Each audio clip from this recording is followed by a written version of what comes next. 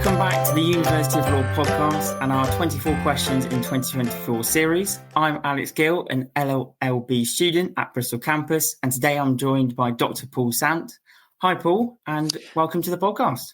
Hi, Alex. Great to see you and looking forward to sharing a little bit of my experience and answering some questions. On that, we will start with the first one. So can you kind of just introduce yourself in 60 seconds and your current role at the university?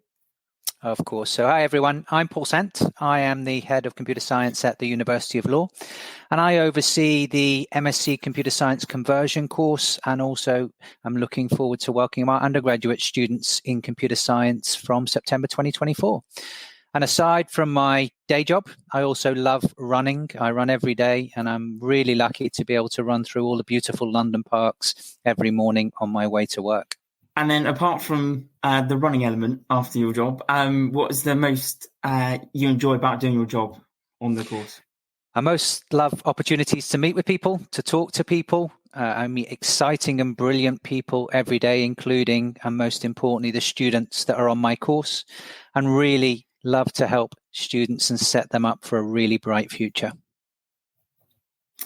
And I guess to just kind of establish a bit more about kind of why you picked to go into computer science, kind of where did your interest kind of start in terms of computer science for yourself, Paul? Yeah, it started a long time ago. It started in high school when I was studying information technology, and I just realized I enjoyed solving problems. I enjoyed using computers, and as they say, the rest is history. And then can you kind of, how did you discover that it was the right, so there was the problem solving element you liked, and then kind of what propelled you to make sure you wanted to do it as a career as well? Yeah, absolutely. So in terms of a career, I realized fairly early on that it was going to be something that was going to be here to stay for a long time. It was something that I could do and that I enjoyed. And I think that's a really important aspect, choosing a job that you enjoy, that keeps you passionate every single day. And in my case, gives me the opportunity to work with students and to meet brilliant people from all sectors of society. Yeah. And then a bit more of an up-to-date one. Can you kind of tell us a bit more about the research you're currently involved in? I believe it's your work with cybersecurity. Yeah, absolutely. So it actually brings together cybersecurity and artificial intelligence. So currently I'm looking at how we can utilize artificial intelligence aspects like machine learning and how they can be used to detect and prevent cyber attacks in various environments, and particularly the cloud. So we store lots of documents using Google Docs. We use the cloud every day for our email.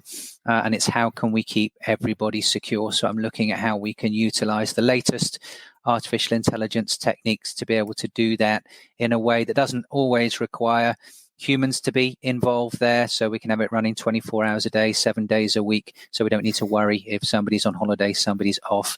We can have that solution running and keeping people safe and secure. And I know we kind of semi-touched on this, but the problem-solving aspect and kind of you enjoy doing everything to do with computer science. Was there kind of a particular moment when you were at school what kind of triggered your inspiration to get into computer science? Yeah, it was probably like most people in terms of getting into computer science. It was games and being able to build games on what was there. The Acorn BBC microcomputer had a whole 32 kilobytes of memory. Yeah, you did hear that correctly. Kilobytes, not talking about megabytes or gigabytes. And really being able to build that and see how I could control a computer in the way that I wanted. And that really inspired me to take it forward and get me where I am today. And then kind of linking those bits on, apart from the element of obviously helping, talking to students, what is the part you most enjoy about teaching with the computer science? Well, I'm just a person who likes to help people. Teaching is an absolutely great way of doing that. And what makes me really happy is seeing the students grow and develop. So they might not get it right first time, but when they really do get it, that big smile that comes on their face and the fact that they know how to do it and that they aren't afraid of being able to do that in the future. So teaching is a great way of doing that. You meet different people. And also I learn from the students. You know, the students of today in terms of computing know absolutely huge amounts because they use it on an everyday basis. And for me, that also allows me to keep up to date. Do you think you've seen a bit of a shift with the more, I guess, the more recent students when you're teaching, that they kind of have a bit more of there's a lot more pre-knowledge that they know maybe compared to previous students? Yeah, I mean, in many cases, that's absolutely true. And certainly a lot of people have great digital literacy. They're, good at emails. They can use Word documents and seeing that and seeing them come in because they do that at school now, and many more choosing that as an option, whether that's information technology or computer science. So something focused perhaps on the more using computers, using technology versus being able to solve problems, two different dimensions of how we can use computing. And we aim to develop people who can use the computing resources, but also who can think about and solve problems. And then kind of digging into the computer science module itself, what module or area would you say is the most exciting about the computer science module? Yeah, I mean, they're all really exciting. But for me, applications of artificial intelligence has to be the one, seeing it, how it develops, seeing how it's in our everyday lives, whether it's, using your phone and Siri, whether it's talking to Alexa, whether it's, getting some film recommendations on Netflix or recommendations for shopping on Amazon Prime, and really seeing how artificial intelligence is becoming quite ubiquitous. We see it now being used in the law domain, for example, to automate many tasks, but also really exciting to see how it can be used in a legal tech and legal technology perspective to, for example, generate automatic smart contracts between entities with little or no need for human intervention, apart from the really important bit of setting the ground rules and how you develop a contract. We always have to remember that the artificial intelligence solutions that we have today are built by humans and will continue to be built by humans, so they can't do anything until we tell them what the guardrails are and what the outlines are for the problem that we're trying to solve. And then for students or prospective students listening to this that would like to do the computer science course, is there anything that they can do to kind of prepare before joining the computer science course?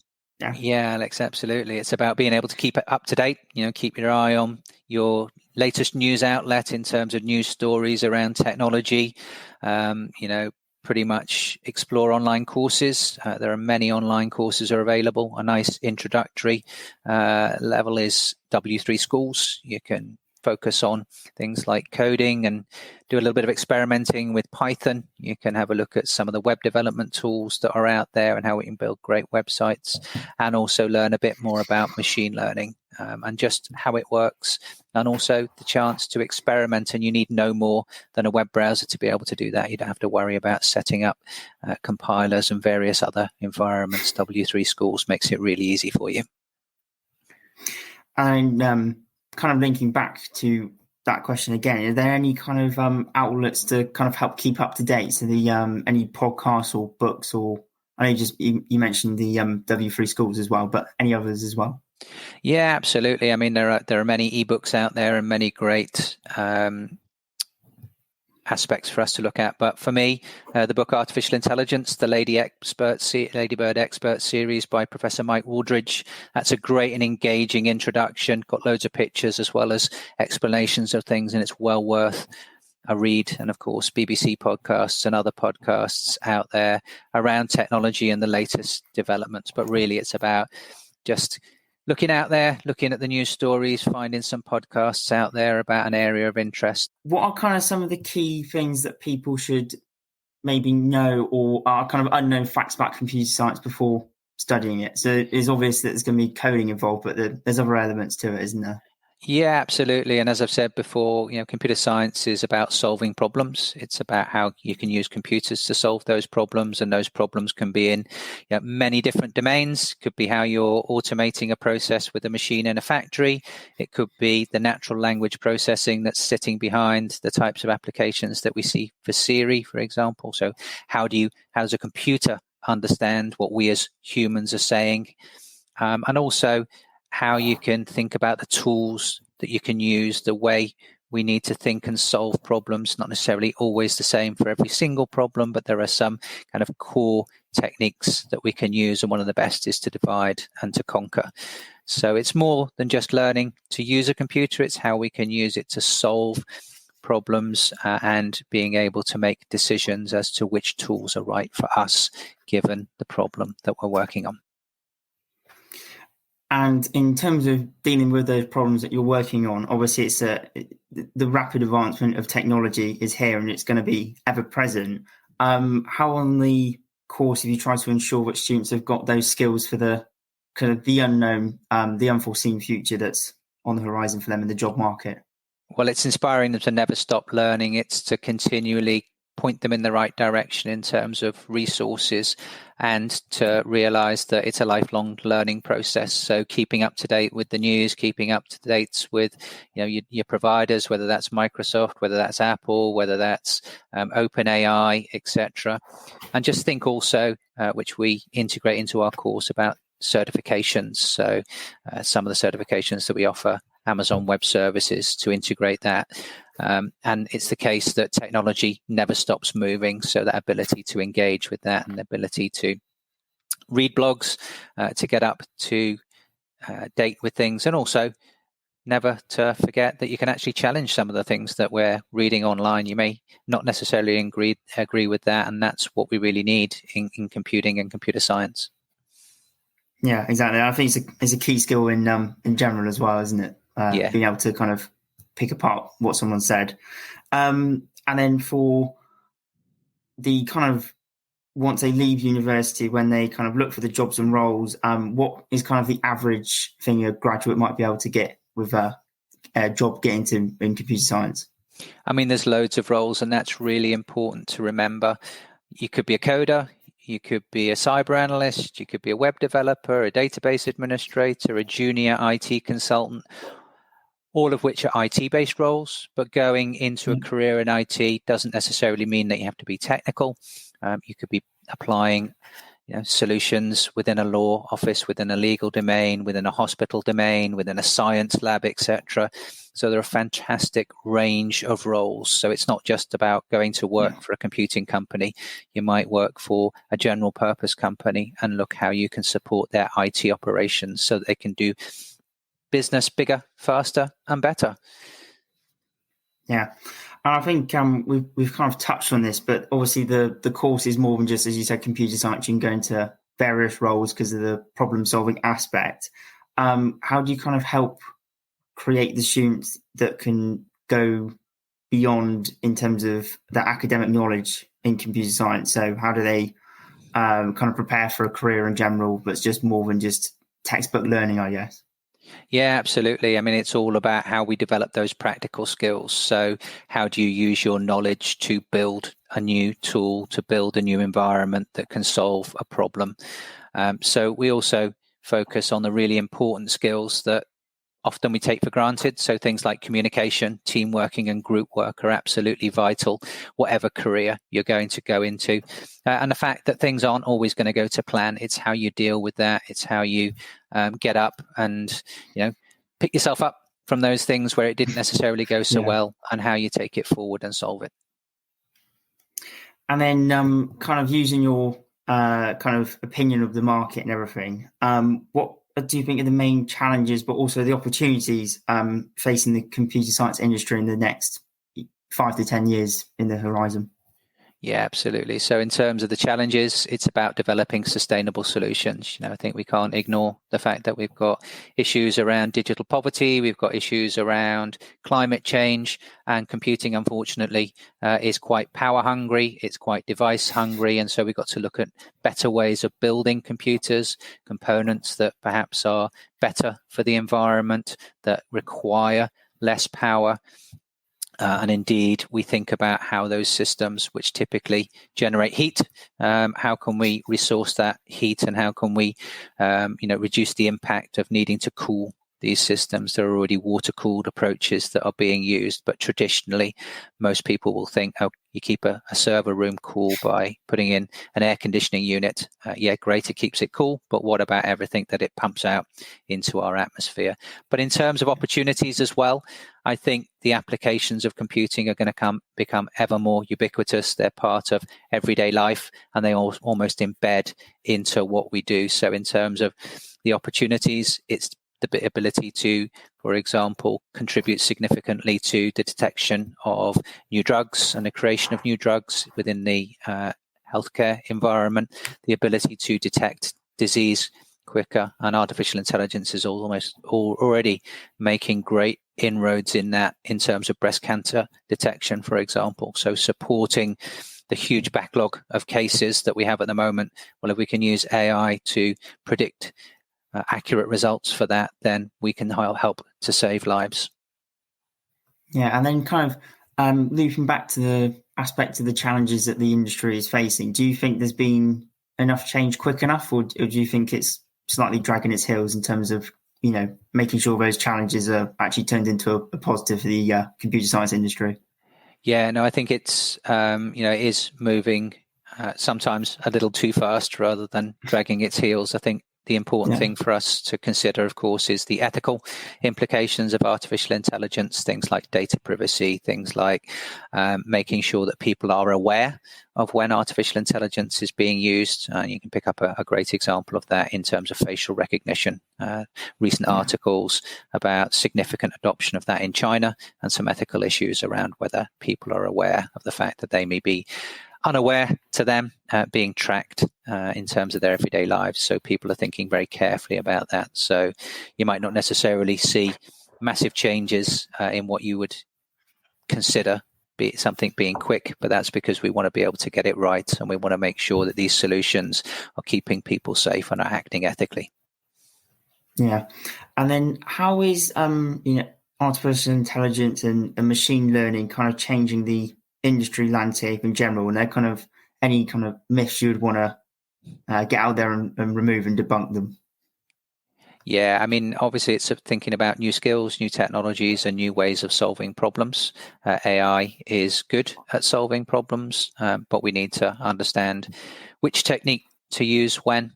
We need to adapt. It's changing the landscape in terms of automation. So a small part of artificial intelligence is about how we might be able to automate tasks, but actually the real power of AI that we're seeing through the adoption of things like generative AI and ChatGPT and other platforms is that actually we're able to solve a much broader range of problems, to give that insight and to help and to support people. It's not necessarily about replacing people, which is often a myth that people think, these AI solutions are going to replace everybody. So there's lots of discussions at the moment about, we'll replace lawyers by artificial intelligence agents. Well, no, we won't, because we still need the lawyers to run those tools, to utilize those tools, and to provide the knowledge, because unfortunately, the computer is only as good as the solutions that we can provide as humans. And importantly, it's also about being careful how we build those systems. So there's been a lot of news stories recently about bias within systems. So are the systems that we build in terms of artificial intelligence free from bias, and how do we make sure they're free from bias? Been some examples to show that isn't necessarily always the case, and that's not the case because those systems are built by humans, which unfortunately have internal biases. So we can't assume that our systems are unbiased, but we're working very hard to make sure that we do deliver those in that way. Yeah, I think it's a very interesting aspect, isn't it, when you see artificial intelligence as a neutral body, but at the end of the day, it has been crafted and made by humans. So yeah, undoubtedly there is going to be some element of bias either way, isn't there? Really? Yeah, absolutely. Yeah. And a classic example of that was a system that was built for facial recognition and couldn't identify people of color, for example, because it had been built by a white Caucasian. And then if you had to summarize computer science in kind of 3 reasons why to study it, what would your top 3 reasons be?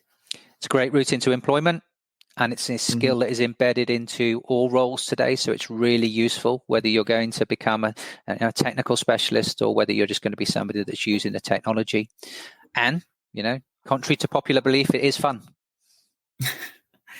And then what advice would you give to those students that are kind of considering pursuing a degree or a career in computer science, and then particularly to those who are a bit unsure or kind of wavering on the fence whether to do it or not? Yeah, so it's about opening your mind and viewing it. Sometimes people have a blinkered view as to studying computer science means I'm going to be stuck in the basement writing code for the rest of my life. And actually, that isn't true. We're seeing solutions in film production. All the graphics that we see today tend to be generated by computers, all the games that we've got. So there are many different roles and opportunities. And don't be afraid if you're unsure. That's just natural. We're here to help, to support, to give advice, whether it's academics or whether it's our great employability service. It's natural to think, oh my goodness, there's lots of options. Which one do I choose? And also being open to learning, challenging what you hear and what you see, and just adopting that lifelong learning is really going to set you up well for a career. Yeah. And then the next set of questions are a bit more lighthearted, just to get to know you a bit more as a person. So to kick it off with, if you could make one change to the world, what would it be? Equal opportunity for everybody. Yeah. And then kind of... what would the I think it's fairly obvious, but what would the reasoning behind that be? Why would that be your choice? Well, everybody should have the right to access to a great education, to computing resources, but we know that's not the case. We know in developing countries it can be quite challenging to be able to do that. And also, as a society, as a global citizens, we need to make computing more sustainable. It's a westernized concept. We need to look at decolonizing some of that, giving opportunities, and we're already seeing barriers being broken down. We've seen China and India as two examples to come from developing nations to developed nations and the opportunities that provide. But there's still a great gulf, for example, with African countries that is starting to turn a corner. But those opportunities to be able to access the resources that we provide in a particular, computing environment is really a cause that I'm very passionate about. And then if you were hosting a dinner party, could you name 3 guests, dead or alive, you would like to invite and why? Yeah, absolutely. So my first one would be Anne-Marie Imafidon. She's a great computer scientist and social entrepreneur. She's the founder of STEMettes, and she's at a cause that's really great to my heart, which is about getting more women and girls into science, technology, engineering, arts and maths. It's sadly at the moment very unbalanced towards the males, and actually there's some great opportunities and we really need to balance that up where we can. Secondly, Alan Turing, because I just like to be really able to ask him about how his mind works, because he was absolutely a great code breaker. And finally, Professor Brian Cox. So I really have a real interest in space and physics, so I'd be really interested to see how computers can solve some of the challenges and some of the hardest problems that physicists are seeing on an everyday basis. Yeah, that's a really good 3. I like them. And then what is your favourite movie? Rather predictably, Star Wars Episode 4. That's probably telling my age, but yes, that's really an exciting movie. And, I still get excited watching it today and what they were able to do with, times when computing resources were not what they are today. Yeah. And then what is your, it could be the same as you said earlier, but what is your favourite way to relax? Yeah, you're predictable. So my favourite way to relax is to go out for a run. And then if you were stranded on a desert island and you could only take 3 items with you, what would those 3 items be? Sunglasses, running shoes, and my iPad. So it's a good combination, that one. That felt well thought out. And then where is your favourite place to travel or wish to travel to? Oh, so many. But I was fortunate enough to go to the Maldives, and that absolutely is a wonderful place in the world. So, I'd love to go there. Yeah. And then who do you admire the most and why? So I admire my late PhD supervisor, Professor Alan Gibbons, who sadly passed away a month or so ago. He was the most kind man, great opportunities, and got me where I am today. And then the final one is, if you had an 18-year-old Paul sat there with you today, what advice would you tell yourself for the future? Take all the opportunities that life gives you. Yeah, I totally agree with that one. I mean, people say it quite often, but it's definitely right, isn't it? You got to take the opportunities when you got them. Exactly. There are loads of opportunities, and if you don't take it, you're never going to know. So always worth taking it and finding out, because you're going to learn something, whatever it is. Exactly. Well, thank you very much for joining me today, Paul. And thank you for our listeners for tuning in. To find out more about computer science courses, visit our website at law.ac.uk. Also, please do give us a follow to keep up to date on when our next episode is live. And thank you for listening, and goodbye.